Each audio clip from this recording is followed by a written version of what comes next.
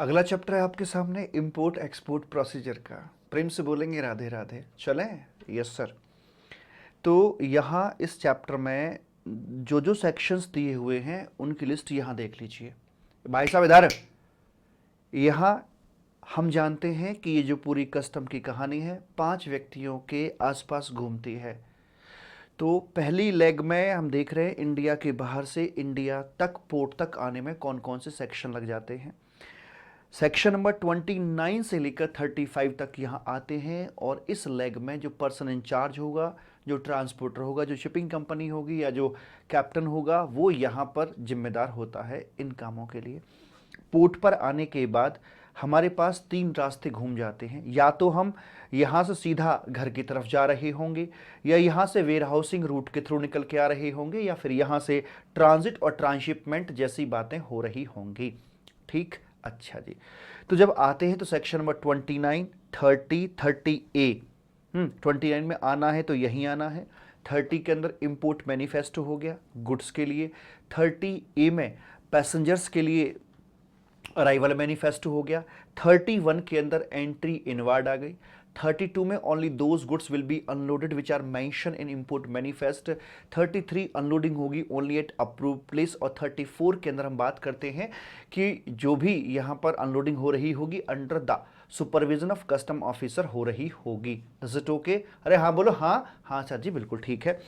तो उसके बाद में फिर जब आपका गुड्स पोर्ट पर आ जाता है तो पोर्ट से आपका जाएगा या तो ट्रांजिट ट्रांसशिपमेंट के लिए। सेक्शन 52 यहाँ आ जाता है जो बोलता है कि ठीक है भाई, ये ट्रांजिट ट्रांसशिपमेंट के प्रोविजन बैगेज स्टोर और पोस्ट के ऊपर एप्लीकेबल नहीं होंगे। 53 ये कहता है कि ट्रांजिट पर ड्यूटी भरने की ज़रूरत नहीं है। 54 ये कहता है कि ट्रांसशिपमेंट पर ड्यूटी भरने की आवश्यकता नहीं है। 55 कहता है कि जब ये लैंडिंग कार्गो में डेस्टिनेशन पोर्ट पर आ जाएंगे उस समय ड्यूटी का पेमेंट करना होगा। और 56 व्हीकल से ट्रांसशिपमेंट की बात अपनी करके चलती है। उसके बाद अगर हम यहाँ से डायरेक्ट लेकर आते हैं अपने होम के लिए तो सेक्शन 46 की बिल ऑफ एंट्री फाइल करनी होती है। 47 के अंदर क्लियरेंस ऑर्डर आ जाता है हमारा और अकॉर्डिंगली हमारा गुड्स यहाँ तक पहुँच जाता है। और अगर हम वेयर हाउसिंग की बात करके चले तो सेक्शन नंबर 57 से लेकर 73A तक के सेक्शन इस रूट पर हमारे बिछे हुए हैं। ठीक है, तो हमें जो हमारे सामने चैप्टर, अच्छा उसके बाद में फिर आता है आपका एक्सपोर्ट का प्रोसीजर। तो एक्सपोर्ट प्रोसीजर में भी आपके सेक्शन नंबर 39, 40, 41, 41A, 42 साथ में ज्वाइंट में आ जाते हैं। सेक्शन नंबर आपका 50, 51, 51A, 51B ये सेक्शन साथ में जुड़ जाते हैं वैसे करके। ठीक है जी? हाँ सर जी बिल्कुल ठीक है। तो कुल मिलाकर मैं आपसे ये कहना चाहता हूँ कि देखिए अभी इस चैप्टर के अंदर हम ये पढ़ेंगे यहाँ से यहाँ तक आना, फिर यहाँ से घर जाना। ठीक है, उसके बाद अगर हमें कुछ एक्सपोर्ट करना है तो एक्सपोर्ट कैसे करेंगे इस चैप्टर के अंदर ये जानकारी दी जाएगी। फिर अगला चैप्टर हमारे सामने आएगा उसमें वेयर हाउसिंग रूट पर चलेंगे हम।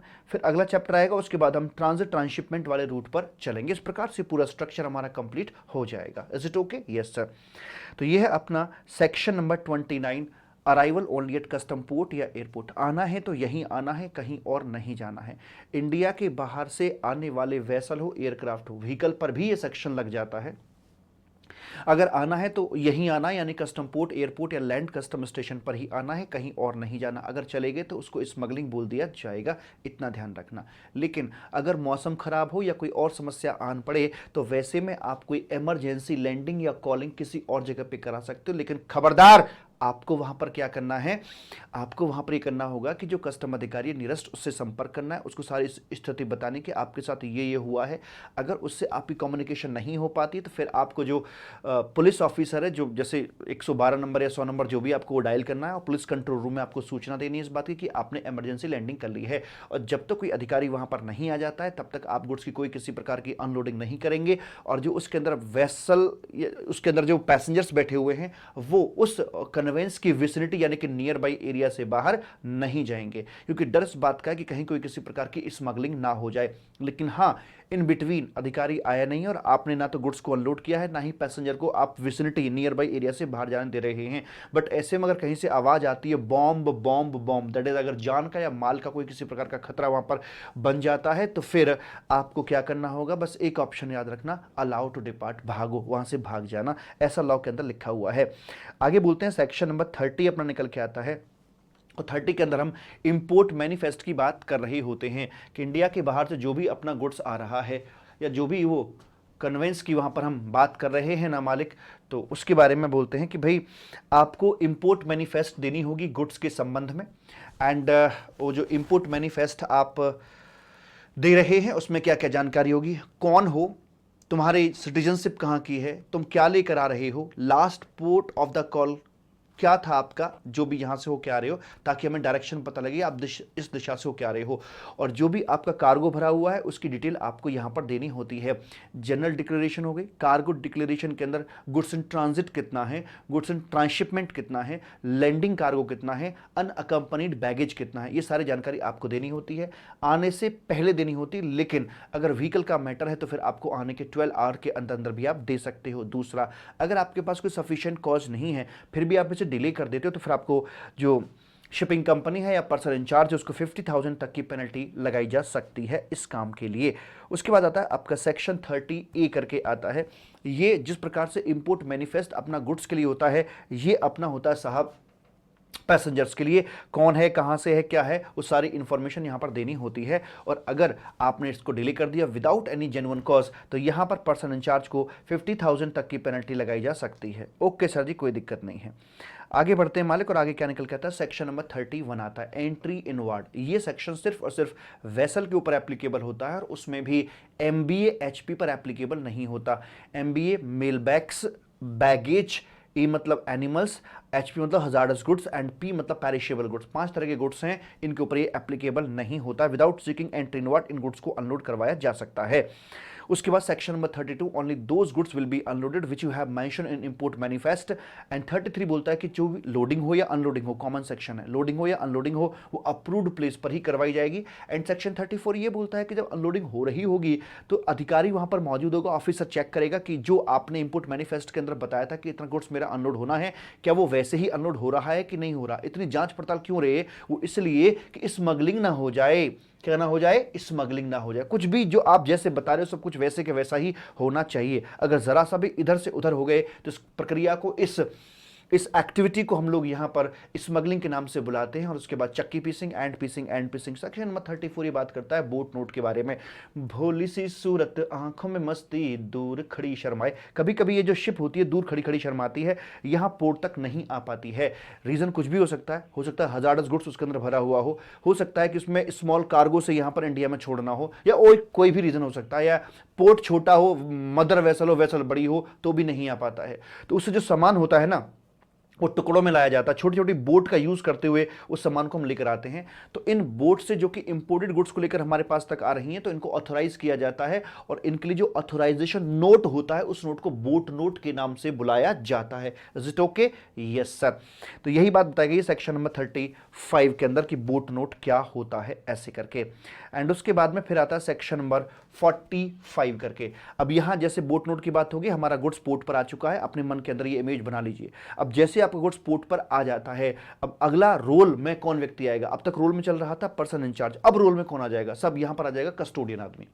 जो कस्टोडियन आदमी है आपका सेक्शन 45 के अंदर, उसको बोले गए हैं duty, responsibility and liability of custodian. तो जहां तक सवाल है इसकी ड्यूटी और रिस्पॉन्सिबिलिटीज का, तो उसमें साहब ये बताया जाता है कि भाई ड्यूटी क्या है। जैसे ही गुड्स यहां पर आ जाता है तो आने के बाद एक ही तो व्यक्ति है जो कि यहां पिक्चर में आएगा। एक ही तो व्यक्ति है जो यहां साहब पिक्चर में आ जाएगा, और पिक्चर में आने के बाद वो करेगा क्या, पिक्चर दिखाएगा और क्या करेगा। तो ड्यूटी क्या है इसकी? सर ड्यूटी वही है कि जब यहाँ पर गुड्स आपका अनलोड हो जाता है तो जब तक गुड्स यहाँ से नहीं उठाया जाता, कहाँ के लिए, होम कंजम्पशन के लिए, वेयर हाउस के लिए, ट्रांसशिपमेंट के लिए, अगर नहीं उठाया जाता है तब तक ये इसी की कस्टडी में रहेगा। रिस्पॉन्सिबिलिटी क्या है? पूरे गुड्स का हिसाब किताब मेंटेन करके चलेगा, कितना आया है, कितना गया है, वो सारी की सारी चीज़ें वहाँ पर मेंटेन करी जाती हैं, अपने एक रजिस्टर प्रॉपर तरीके से मेंटेन करके चलता है। लायबिलिटी क्या बनती है? अगर कोई किसी प्रकार की पिलफरेज हो जाती तो पिलफरेज के ऊपर जो ड्यूटी लायबिलिटी बनती थी वो इंपोर्टर को पे नहीं करनी होती, सेक्शन 13 में बताया गया था। लेकिन उस पर जो ड्यूटी बनती है उसे एक कस्टोडियन पे करके चलेगा, और इंपोर्ट मैनिफेस्ट की जो डेट होगी वो यहां पर आकर रिलेवेंट डेट बना दी जाती है। Is it okay? यस। दूसरी अहम बात यह है कि this section 45 applicable on the private custodians जिनकी अपॉइंटमेंट कमिश्नर के द्वारा की जाती है। जो आपके सरकारी कस्टोडियन हैं वो एक ट्रस्ट के रूप में चलाए जाते हैं, तो उनकी अपॉइंटमेंट जो होती है उनके रिस्पेक्टिव ट्रस्ट एक्ट बना हुआ है, उसके लिए मेजर ट्रस्ट एक्ट बना हुआ है, उसके द्वारा उनकी अपॉइंटमेंट कराई जाती है। ठीक है जी, वैसे करके यहां पर बोल दिया जाता है। उसके बाद में आता है 45 के बाद में सेक्शन नंबर 48 आता है, पहले उसे पढ़ते हैं, वो भी कस्टोडियन के लिए है। तो कस्टोडियन की ड्यूटी, रिस्पॉन्सिबिलिटी एंड लायबिलिटी जो है वो तो सेक्शन नंबर 45 के अंदर बता दी जाती है। 48 के अंदर ये बोला जाता है कि देखिए कस्टोडियन, जैसे मान लीजिए अडानी है, तो वो सारा कुछ पोर्ट का मैनेजर है बेसिकली, तो आपका ये बनता है कि भाई आप अपना जो गुड्स है फटाफट से पोर्ट से उठा लीजिएगा, ठीक है जी। अगर आप नहीं उठाते हैं तो आपको पोर्ट ड्यूज के अलावा डीमरेज भी देना पड़ जाता है। लेकिन अगर आप अपने गुड्स को वहां से उठाते नहीं, ना वेयर हाउस में डाल रहे हो, ना होम कंजम्पशन, ना ट्रांसशिपमेंट, उठाते नहीं, वहीं पर पड़ा रहता है, तो ट्रैफिक की समस्या पैदा हो जाती है।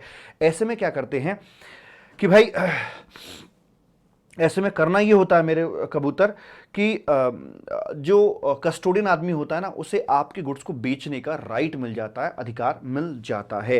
तो नॉर्मली वो क्या करेगा कि कस्टम अधिकारी से परमिशन लेगा और इंपोर्टर को नोटिस देगा। ऐसे करके अगर 30 डेज के अंदर गुड्स नहीं उठाया जाता है, हालांकि एक्सटेंशन भी पॉसिबल है, तो वो आपकी गुड्स को बेच सकता है। अगर आपने अपने गुड्स का टाइटल रिलिंक्विश कर दिया है तो कस्टम अधिकारी को वो पूछेगा, इन परमिशन लेगा, वहां से परमिशन लेकर आपके द्वारा रिलिंक्विश्ड किए गए गुड्स को वो यहां पर साहब कर सकता है सोल्ड आउट। आर्म्स, एमिनेशंस और इसकी हम बात करके चलें तो उसमें पूरा का पूरा जो कंट्रोल है वो गवर्नमेंट का होता है। उसमें ये कस्टम वाले और ये सब कुछ नहीं कर सकते। कब बेचना है, कैसे, अगर नहीं उठाया गया टाइम से तो कब बेचना है, कैसे बेचना है, वो सब सरकार ही डिसाइड करके चलेगी। एनिमल, पैरिशेबल और हजार्डस गुड्स के संबंध में क्या होता है कि बाकी सारी चीजें तो सेम है कि कस्टम अधिकारी की परमिशन लेनी पड़ेगी एंड यहां पर आकर जो नोटिस टू इंपोर्टर भी देना पड़ेगा। लेकिन एक चीज यहां पर ये आ जाती है कि भाई चूंकि पैरिशेबल इन नेचर है या हजार्डस नेचर का है, तो जो टाइम लिमिट थी 30 डेज की, दैट कैन बी रिड्यूस्ड। उसे 5 दिन कर सकते हैं, 6 दिन कर सकते हैं, 8 दिन कर सकते हैं, दैट कैन बी रिड्यूस्ड। उसे विद इन 30 डेज भी बेचा जा सकता है। ये था आपका सेक्शन नंबर 48 करके, ठीक सर जी। उसके बाद में आता है आपका सेक्शन नंबर 46। यहां पर ना बिल ऑफ एंट्री फाइल करने की बात करी जाती है कि आपको अपने गुड्स की बिल ऑफ एंट्री फाइल करनी है। आप येलो वाली बिल ऑफ एंट्री फाइल करेंगे अगर आप वेयर हाउसिंग की बात कर रहे हैं, आप व्हाइट वाली बिल ऑफ एंट्री फाइल करेंगे अगर आप अपने गुड्स को डायरेक्टली छुड़ाकर लेकर जा रहे हैं, ठीक है। जो भी डिटेल्स आप उसके अंदर देंगे सारी की सारी कंप्लीट होंगी, एक्यूरेट होंगी, ऑथेंटिकेटेड आप डिटेल्स उसके अंदर देनी होती हैं। मजे की बात यह है कि एज सून एज पॉसिबल और as delay as possible bill of entry कब तक फाइल हो सकती है। तो यहां पर जो बेस डेट ली जाती है वो है अराइवल डेट। तो अगर हम बात करें एज सून एज पॉसिबल, तो अराइवल की डेट से 30 डेज इन एडवांस तक ये आपकी फाइल करी जा सकती है इन एडवांस। और एज डिले एज पॉसिबल कितना हो सकता है, तो उसके लिए लास्ट टाइम अमेंडमेंट आई थी, उसमें बताया गया था कि भाई इसके लिए जो अराइवल डे है ना, अराइवल डे है आपका, तो अराइवल डे से -1 डे, अराइवल डे से -1 डे, भले ही वो छुट्टी का दिन क्यों ना हो, उससे हम कंसिडर नहीं करेंगे, छुट्टी का हो या ना हो, हमारे लिए सारे दिन बराबर हैं कस्टम के एंगल से देखा जाए तो अराइवल डे से -1 डे। अराइवल अगर 10 तारीख का है, 10 मार्च का है, तो 9 March will be the last date for filing your bill of entry. ये क्यों किया गया इतना प्रोविजन सर जी ऐसे? इसलिए ताकि आप अपनी बिल ऑफ एंट्री वगैरह सारा कुछ पहले से फाइल करके रखो, जैसे यार आपके लिए अराइवल होगा तो आप अपने गुड्स को फटाफट से लेकर चले जा रहे हैं, जिससे कि पोर्ट पर गुड्स आपका रुकेगा नहीं और वहां पर ट्रैफिक जैसी कोई समस्या पैदा होगी नहीं, इसलिए ऐसा बोला गया। लेकिन इसमें एक चीज और डाली गई कि कहीं कभी कभी क्या होता है ना कि ट्रांसपोर्टेशन टाइम बड़ा जल्दी होता है कि बाई एयर अगर गुड्स आपका आ रहा है तो फट से आ जाएगा, यहां पर आकर पता नहीं चलेगा भाई साहब कब उड़ा और कब यहां पर आ गया, तो -1 डे का तो समय नहीं मिलेगा आपको। तो ऐसे में जहां से ट्रांसपोर्टेशन टाइम कम लगता है, पड़ोसी देशों से आ रहा है वेसल के माध्यम से या लैंड रूट से आ रहा है, पड़ोसी देशों से आ रहा है या बाई एयर आ रहा है, भले दूर से आ रहा हो, तो जहां पर ट्रांसपोर्टेशन टाइम कम होता है तो वहां पर अराइवल डे को हम 0 डे बोल रहे हैं, 0 डे। उससे पहला दिन -1 डे और arrival day is the 0 day. तो 0 डे पर हमें बिल ऑफ एंट्री यहां तक फाइल कर देनी चाहिए, ऐसा बोला जाता है। तो ये है -डे वाला कि सी पोर्ट से आ रहा है, दूर दराज की कंट्री से आ रहा है ना। ये ICD और IFS जहां पर कि ड्राई पोर्ट का भी चक्कर पड़ जाता है, ट्रेन से भी माल चलता है, तो that will take much more time, तो वहां पर ये चलेगा। लेकिन जहां से समय अपना कम लगता है, जैसे कि पड़ोसी देशों से आपका गुड्स आ रहा है सी पोर्ट के माध्यम से, एयरपोर्ट में कहीं से भी आ रहा है, लैंड रूट में कहीं से भी आ रहा है, तो लैंड में तो आप जानते हो कि आस पड़ोस के कुछ एक देश ही ऐसे हैं जिनके लैंड लॉक्ड हैं, जो कि यहां पर लैंड रूट से आ सकते हैं। अमेरिका से तो नहीं आ सकते ना लैंड रूट से, तो ऑल लैंड रूट्स, ऑल आपके एयरपोर्ट के थ्रू और जो भी वेसल के थ्रू है तो वो भी आपके लिमिटेड वाले, इनके लिए है अपना 0 डे। बाकी केस के लिए आ जाता है अपना -1 day, last date for filing your bill of entry, वैसे करके बोल दिया जाता है। उसके बाद में आता है आपका सेक्शन नंबर 47 सब सेक्शन 1, जिसमें हम बोलेंगे कि भाई सारा कुछ चेक करने के बाद में कि आपका गुड्स इसमें गोल्ड गुड्स तो नहीं है और क्या आपने सभी प्रकार के डिपार्टमेंट्स की NOC ऑप्ट इन कर लिए कि नहीं, ट्रांसपोर्टर को अगर आपने भाड़ा देना बनता था तो वो पे किया है कि नहीं किया है, पोर्ट ड्यूज का पेमेंट कर चुके हैं कि नहीं कर चुके हैं, ड्यूटी वगैरह का पेमेंट आपने किया कि नहीं किया, सारे ड्यूज पे कर चुके हैं, तो आपको क्लियरेंस ऑर्डर यहां पर इश्यू करवा दिया जाएगा। आपको ये ड्यूज का पेमेंट कब करना होता है, तो नॉर्मली यही होता है कि भाई आपकी जो सेल्फ असेस्ड लाइबिलिटी आपकी होती है, तो आप उसे जब बिल ऑफ एंट्री को सेल्फ असेस कर रहे हैं उसी समय आपको ये पे करना होता है। एंड उसके बाद में अगर अधिकारी के द्वारा इसका रीअसेसमेंट करवा दिया जाता है, तो रीअसेसमेंट के 1 वर्किंग डे के अंदर अंदर आपको additional duty demand if any अगर कोई निकल के आई है तो वो आपको यहाँ पर भरनी होती है। उसके बाद में कुछ हाई फाई जो क्लास के लोग होते हैं, वीवीआईपी लोग होते हैं, जो पीएसयूज हैं, तो उनके लिए एक डेफर्ड पेमेंट प्लान भी बना रखा है कि क्लियर फर्स्ट पे लेटर के आप क्लियर करा ले जाओ, कोई दिक्कत वाली बात नहीं है, बाद में पैसे आ जाएंगे। जो आपके आस पड़ोस की जो कॉलोनी की दुकान है जहां से आप कुछ खाते पीते रहते हो, तो वो भी तो ये कहते हैं कि ठीक है बाबूजी ले जाओ, कोई दिक्कत नहीं, पैसे आ जाएंगे बाद में, क्योंकि आपकी रेपुटेशन उनकी नजरों में काफी अच्छी है। तो जिनकी रेपुटेशन बहुत अच्छी होती है तो उनको ये डेफर्ड पेमेंट फैसिलिटी मिल जाती है। इसमें क्या बोलते हैं कि देखिए क्या है कि अगर आप महीने के फर्स्ट हाफ में क्लियर करा रहे हैं तो 16th को आपकी ड्यू डेट पड़ेगी। अगर आप सेकंड हाफ में क्लियर करा रहे हैं अपने गुड्स को, बिल ऑफ एंट्री वहां पर प्रोसेस आपकी हुई है, तो अगले महीने की पहली तारीख यहां पर आकर आपकी बन जाएगी like due date for payment. लेकिन मार्च का फैक्टर आ रहा है और मार्च का अगर फर्स्ट हाफ है तो okay 16 March is the last date, लेकिन अगर मार्च का सेकंड हाफ निकल के आ रहा है तो वहां पर 31 March will be the last date for payment of dues. And अगर आप वहां तक पे नहीं करते तो फिर दिक्कत वाला काम हो जाएगा, फिर आपको इंटरेस्ट भी वहां पर देना पड़ जाएगा, ऐसे करके बात बोल दी जाती है।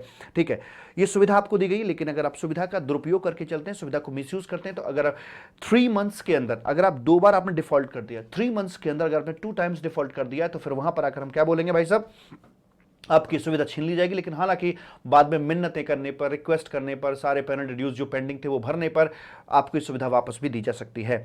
मोड ऑफ पेमेंट क्या होगा, नॉर्मली ये ई पेमेंट ही करवाया जाता है। अगर अमाउंट ऑफ ड्यूटी पर बिल ऑफ एंट्री 10,000 और मोर है तो आपका वही रहेगा। ठीक है, और जो आपके वीवीआईपी वाले थे जिनको डेफर्ड पेमेंट फैसिलिटी हमने दे रखी थी, तो इनके लिए भी वही अपना ई पेमेंट मैंडेटरी यहां पर हो जाता है।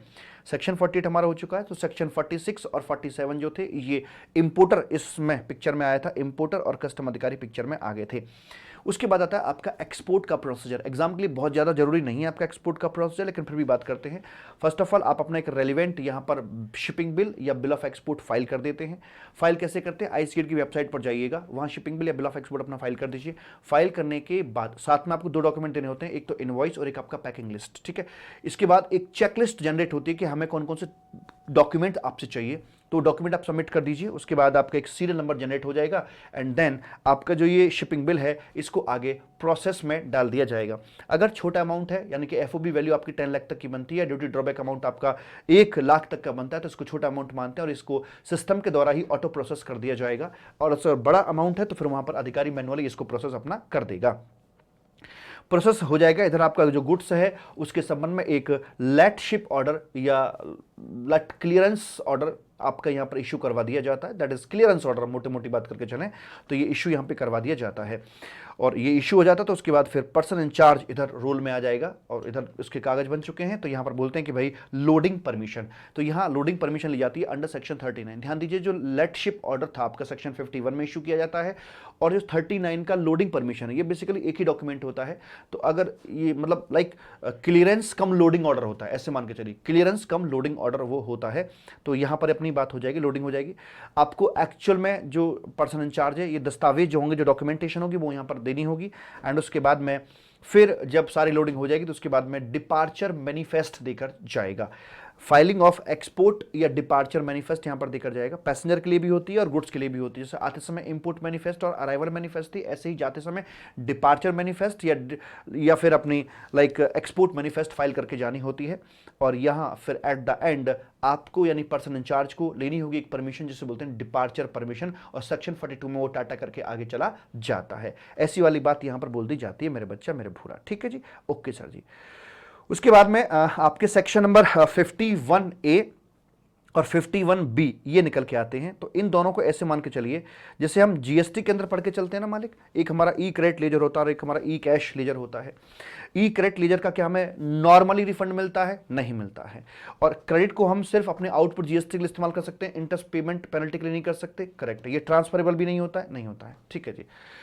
होता है, मतलब इंटरनली होता है, लाइक जैसे बिजनेस आपने बेच दिया है तो फिर दूसरे को ट्रांसफर हो जाएगा, वैसे करके ट्रांसफरेबल तो हो जाता है। ठीक है। ई कैश लेजर एक वॉलेट की तरह होता है, कैश है आपका, आप किसी भी पर्पज के लिए इस्तेमाल कर सकते हैं, इंटरेस्ट के लिए, पेमेंट के लिए, जो मर्जी कर सकते हैं। इसमें आपको डिपॉजिट पैसा करके रखना होता है, तो वो वाला अपना यहाँ पर ही चलता है। ऐसा ही सिस्टम कस्टम के अंदर भी लॉन्च कर दिया गया है। लेकिन प्रॉब्लम ये कि ये ठीक है, वॉलेट तो मेंटेन कर लेंगे, लेकिन क्रेडिट कहाँ से आएगा इसके लिए? तो क्रेडिट कहाँ से आएगा? यहाँ तो जीएसटी के अंदर तो इनपुट टैक्स का क्रेडिट मिल जाता है, यहाँ किस चीज़ का क्रेडिट आएगा? तो क्रेडिट आता है कि आपके कोई भी किसी प्रकार के रिफंड्स बनते हैं, नॉर्मल रिफंड्स बनते हैं आपके एक्सपोर्ट करने पर। तो अब कोई चीज़ एक्सपोर्ट करते तो वहाँ आपका जो रिफंड बनता है, तो वो रिफंड वाला जो पैसा अब आपको कैश में ना दिया जाएगा, बल्कि वो आपको क्रेडिट के अंदर दिया जाएगा, क्रेडिट फॉर्म में दिया जाएगा। तो क्रेडिट आपका यहाँ पर ये हो जाता है। तो इस क्रेडिट को क्या आप कैश रिफंड पा सकते हो? The answer is no. अगर कुछ भूल जाओ तो आप जीएसटी के क्रेडिट को दिमाग में रख लेना।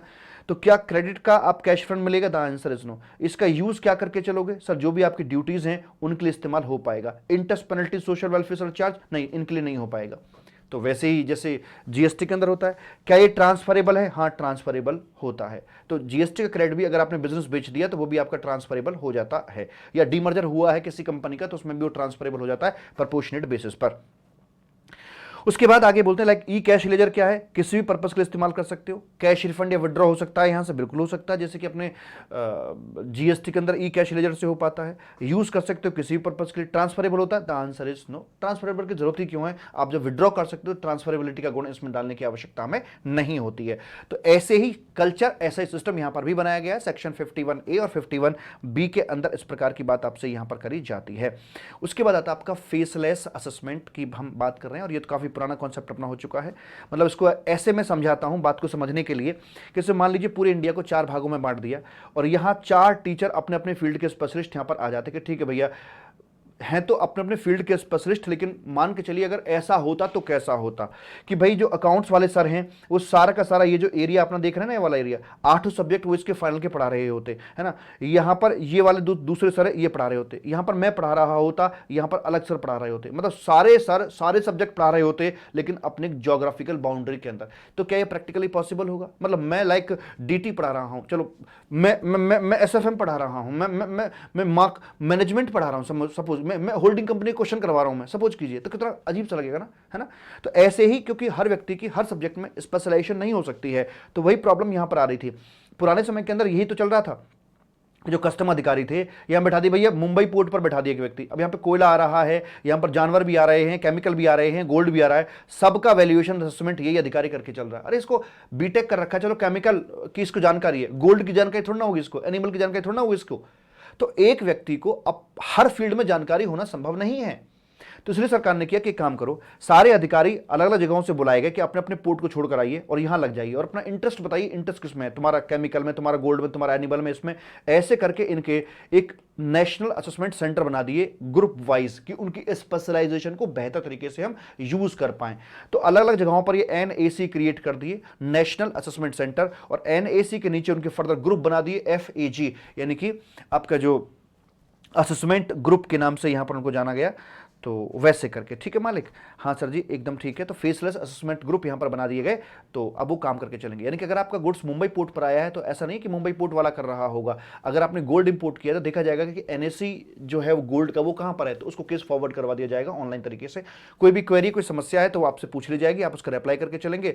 वो भी थोड़ा ठीक से काम करके चलेगा अधिकारी भी, क्योंकि अगर कुछ क्वेरी है, पहले तो आपको बनता है कि आप इतने सारे डॉक्यूमेंटेशन दे दें कि क्वेरी आए ही ना, लेकिन क्वेरी आ गई है तो फिर अधिकारी क्या है कि वो एक साथ में सारी क्वेरी इकट्ठी करके पूछेगा, बार बार ये मेल नहीं खेलेंगे, और हमें बनता है कि हम सारी नॉलेज उसको क्वेरी का आंसर एक बार में अच्छे से कर दें। यानी कैसे मान के चलिए, जैसे फेस टू फेस क्लास और एक सैटेलाइट क्लास होती है। फेस टू फेस क्लास में बच्चा 10 बार क्वेरी पूछता है, टीचर 10 बार जवाब दे पाता है, लेकिन सैटेलाइट क्लास के अंदर या इस प्रकार की जो क्लास होती है, यहाँ टीचर को भी काबिल होना चाहिए और स्टूडेंट को भी काबिल होना चाहिए। टीचर को काबिल ऐसे होना चाहिए कि वो पढ़ाए ऐसे कि क्वेरीज ना के बराबर आए, ठीक है। और अगर आ भी जाए बच्चे को, तो बच्चे का भी बनता है कि ये ना कि बार बार क्वेरी पूछे जा रहा, नहीं, इकट्ठी कर ले, एक साथ पूछ ले, रेलिवेंट पूछे, एक साथ पूछे, जिससे कि सैटेलाइट वाला सिस्टम या जो रिमोट एजुकेशन है, आपकी डिस्टेंस एजुकेशन है, ये सफल हो सके, इसके लिए जरूरी होता है। तो इसी पैटर्न पे काम करता है आपका custom department under faceless scheme, ठीक है जी। तो ये सारी बात यहां पर निकल के आती है, क्रक्स यहां पर लिखा हुआ है आपका, और ये सारी डिटेल्स यहाँ पे निकल के आ जाती है। तो इस प्रकार से आपका जो चैप्टर है ये मालिक यहाँ पर आकर कंप्लीट हो जाता है, और प्रेम से बोलेंगे राधे राधे। अगले चैप्टर में फिर आपसे मुलाकात होगी, लेकिन कुछ मानो या ना मानो, एक बात जरूर मान लेना, जरूर मान लेना, तुम कितने भी बड़े चार्टर्ड अकाउंटेंट बन जाना, कितने भी बड़े रैंक होल्डर बन जाना, लेकिन पेट यूं निकला हुआ ना भाई साहब ऐसे करके, हेल्थ तुम्हारी डाउन पड़ी हुई है, तुमने ना कमाया जीवन में कुछ भी, ना तुमने रैंक कमाई ना कुछ कमाया। अरे सब कुछ ये शरीर है भाई, ये ठीक रहेगा ना तो ज्यादा बढ़िया रहेगा। एक रैंक में भले ही नंबर कम हो जाए, लेकिन तुम्हारे फिजिकल हेल्थ में नंबर कम नहीं होने चाहिए, ध्यान रखिएगा। आ रही बात समझ में? रैंक जहां तुम्हारी 11वीं रैंक आनी है वहां 12वीं आ जाएगी, कोई फर्क नहीं पड़ेगा। लेकिन हाँ, अगर ये आपका जो पेट निकला हुआ ये 32 से अगर 36 हो गया ना भाई साहब, तो बड़ी दिक्कत हो जाएगी, ध्यान रखिएगा। तो इसकी भी एक रैंक आनी चाहिए ना, इसकी भी रैंक आनी चाहिए। तो ये रैंक और आपकी सीए की रैंक, दोनों में बैलेंस बना के रखना। देखिए, सफल व्यक्ति वही होता है जो हर चीज में बैलेंस बना के रखता है। आपके मान लीजिए मैथमेटिक्स में नंबर आते हैं 100 में से 100, बाकी में फेल हो जाते हैं, तो फेल ही माने जाओगे ना भाई। तो आपको दूसरे फील्ड में भी, दूसरे सब्जेक्ट में भी कम से कम इतने नंबर लाने जरूरी होते हैं कि कम से कम पास हो जाएं। इसलिए अपनी हेल्थ का विशेष तौर पे ध्यान रखिएगा। मैं आपको बताऊं, मैं देखो अपना एक्सपीरियंस शेयर करता हूं, कोई किताबों में पढ़ी हुई बात शेयर नहीं करता मैं आपसे। जब हम रिकॉर्डिंग करते हैं ना, रिकॉर्डिंग करते हैं तो क्या करते कि भाई साहब 10 बजे तो आएंगे बाबूजी नहा धोकर, जब तक एक्सरसाइज नहीं कर रहे थे तब तक की बता रहा हूं, उठे 7 बजे, घूमे फिरे, अखबार पढ़ लिया, ये कर लिया, वो कर लिया, थोड़े इधर उधर टीवी में नजर डाल ली, सुबह की न्यूज क्या चल रही है, 10 साढ़े 10 तक ऊपर आते हैं, आते थे 10:30 बजे तक स्टूडियो घर में ही है, 3rd फ्लोर पे। 10:30 तक स्टूडियो में आए, फिर लगे चलो क्लास करने, सिस्टम चालू करवाया स्टाफ से, ये वो करा के 11 बजे शुरुआत कर दी क्लास रिकॉर्ड करने की। वैसा 12 बज गए, अब नीचे से फोन आ गया कि भाई लंच रेडी, आ जाओ। अब लंच करने के, अब लंच कर लिया तो चलो भाई 1 घंटा आराम भी कर लें, ना सो भी गए। फिर वहां से आए, चलो आधा पौना घंटा फिर रिकॉर्डिंग हो गई, फिर कोई जरूरी काम निकल आया, स्टाफ ने ये पूछ लिया, वो कर लिया, वो कर लिया। मतलब कुल मिलाकर बात यह है कि शाम के 6 और 7 के बीच में एक क्लास हमसे हो पाती थी कंप्लीट वहां पर। 7 बज गए तो फिर भाई साहब अब अगले दिन की तैयारी करो कि कल क्या करना है, कैसे करना है, वो कर। तो एक क्लास लेने में पूरा दिन। और जब से मैंने जिम ज्वाइन किया है तब से क्या, नॉट ओनली जिम, मैं ये नहीं कह रहा कि आप जिम ज्वाइन करो, मैं कह रहा हूं आप घर पे करो, आप पार्क में जाओ, दौड़ो, भागो, कूदो, कुछ भी करो। मेरे पास जिम है तो मैं, आसपास है तो मैं चला जाता हूं जिम में, है ना। बाकी ऐसा कुछ नहीं कि जिम, और लाइफ में शायद पहली बार जिम गया हूंगा मैं। तो जरूरी नहीं कि जिम ही जाओ आप, तो आप कुछ भी करो लेकिन करो।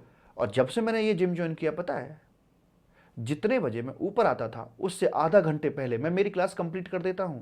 मैं यहां पर रिकॉर्डिंग जब मेरी होती है 6 बजे ऊपर होता हूं, और 3 घंटे की क्लास होती है, बीच में ब्रेक लेकर अमूमन 9:30 तक मेरी क्लास कंप्लीट हो जाती है। 9:30 तक मेरा स्टाफ भी नहीं आता, 9:30 पे मेरी क्लास कंप्लीट हो जाती है। और अब पूरा दिन मेरे सामने पड़ा हुआ होता है कि मैं कुछ भी कर सकता हूं। लाइफ को भी तो जीना है ना यार, ये थोड़े ना कि बस काम के पीछे लाइफ को बर्बाद कर दे, ऐसा नहीं करना है हमने, ठीक है जी। तो इन चीज़ों को ध्यान रखेंगे और मुझे उम्मीद है कि आप अपनी हेल्थ का बहुत बहुत ध्यान रखेंगे। Thank you so much, bye tata and love you my boy, bye bye bye.